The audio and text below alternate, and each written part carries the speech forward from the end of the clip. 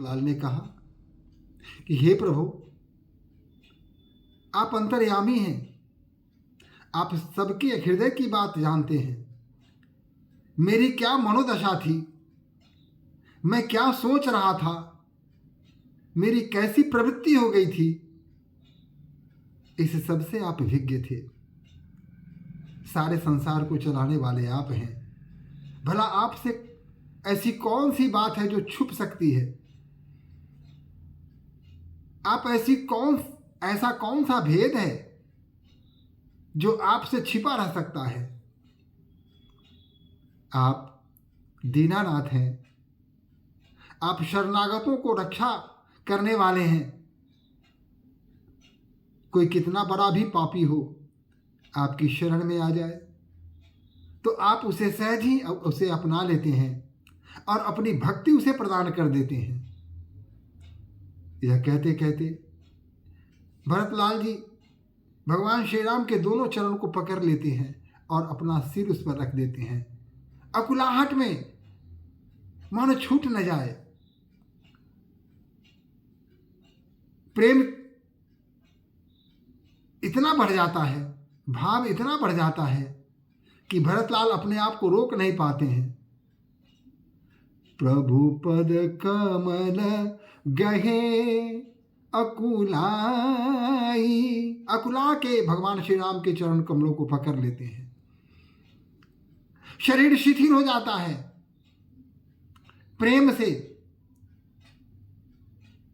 आंखों से प्रेम के अश्रु बहने लगते हैं, भाव विह्वल हो जाते हैं और चरणों को इस प्रकार पकड़ते हैं मानो अगर छोड़ दिया तो सब कुछ हमारे हाथ से चला जाएगा।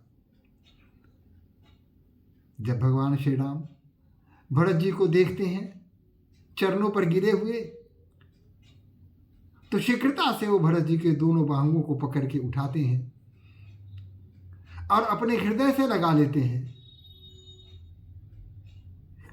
कृपा सिंधु सनमानी सुबानी, बैठाए समीप गह पानी, बैठाए समीप गही पानी।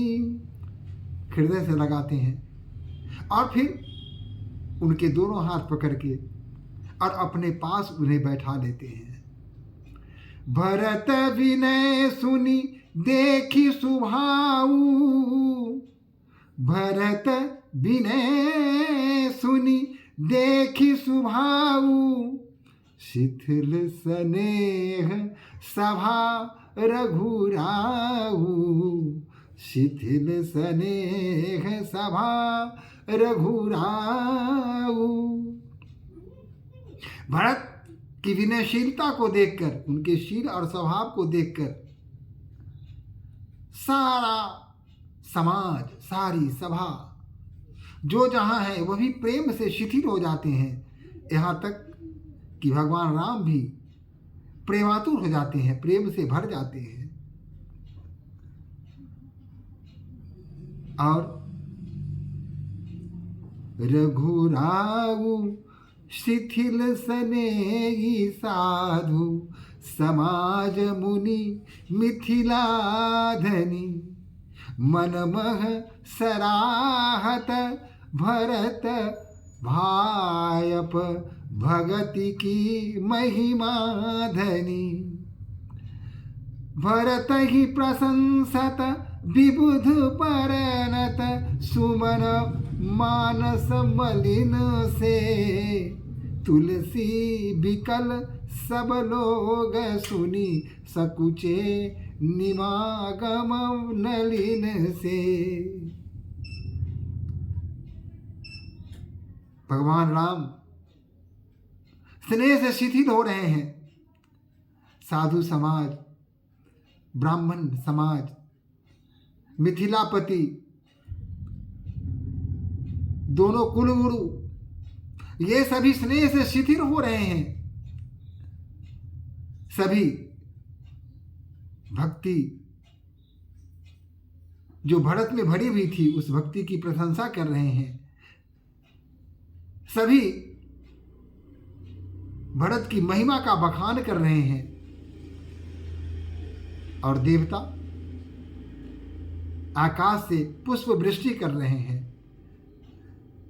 मलिन मन से ही, मन में तो भेद है, यह भय है कि स्थिति ऐसी बन रही है कि राम अपने आप को रोक नहीं पाएंगे, भरत के प्रेम के आगे समर्पण कर देंगे और उन्हें अयोध्या लौटना ही पड़ेगा। इसलिए मन से विक्षुब्ध हैं, फिर भी ऊपर के मन से ही प्रशंसा भी कर रहे हैं और पुष्प वृष्टि भी कर रहे हैं। देखी दुखारी दीन दुहु, दुहु समाज नर नारी सब, मधवा महामली मुए मारी मंगल चहत। दुख मन में है। देवराज इंद्र अंदर ही अंदर दुखी हैं, विचलित हैं और उन्होंने जो कुचक्र चल दिया, सबके मन में ऐसा भाव भर दिया कि सभी का मन उचाट हो गया, किसी का मन नहीं लग रहा था। ये जो पूर्ववासी वहाँ उपस्थित थे, उनका मन स्थिर नहीं था। कभी मन में आता कि वन में ही रहेंगे, श्री राम जी की सेवा करेंगे, फिर मन में आता कि यहाँ से अच्छा तो अयोध्या है, हम लौट जाएंगे। भ्रम की स्थिति थी, दिग्भ्रम हो गए थे देवताओं की कुचाल से। कपट कुचाली सीय सुर राजू, पर अकाज प्रिय आपन काजू। भगवान राम ने जब यह स्थिति देखी तो समझ गए कि ये जो कपट है वो देवराज इंद्र के द्वारा किया गया है। जो युवा होते हैं और जो बुरे लोग होते हैं, कुचक्र चलने वाले होते हैं, कपटी होते हैं, और देवराज इंद्र, ये सभी एक ही श्रेणी में आते हैं। अपने काम बनाने के लिए दूसरों को चाहे जितना भी दुख देना पड़े, इससे पीछे नहीं हटते। इस बात को भगवान राम पूरी तरह समझ रहे हैं। काक समान पाकरि पुरीति, छली मलिन कतहु न प्रतीति, छली मलिन कतहु न प्रतीति। कौवे के समान ये अपने चक्कर में रहते हैं, सिर्फ अपने लिए सोचते हैं, दूसरों के लिए कभी नहीं सोचते। इनके मन में दूसरों के लिए कभी अच्छा भाव आ ही नहीं सकता है। देवराज इंद्र भी इसी चिंता में रहते हैं कि पता नहीं कब मेरी गद्दी छिन जाए, कब मेरा सिंहासन डोलने लगे। अगर कोई तपस्वी भी तपस्या करने में तल्लीन है तो इधर देवराज इंद्र असहज हो जाते हैं और ये कुचक्र करना शुरू कर देते हैं, तपस्या में विघ्न बाधा डालने का काम प्रारंभ कर देते हैं। भगवान राम ये देख रहे हैं। इधर सिर्फ जो मुनि वृंद थे, कुरुगुरु थे, विदेह माताएं और ये चारों भाई, इन पर इंद्र के कुचक्र का कोई प्रभाव नहीं पड़ा। इनके मन में जैसा भाव था वैसा ही भाव रहा, लेकिन बाकी लोगों में यह प्रभाव पड़ चुका था। सबों का मन उचाट हो चुका था, मन स्थिर नहीं था।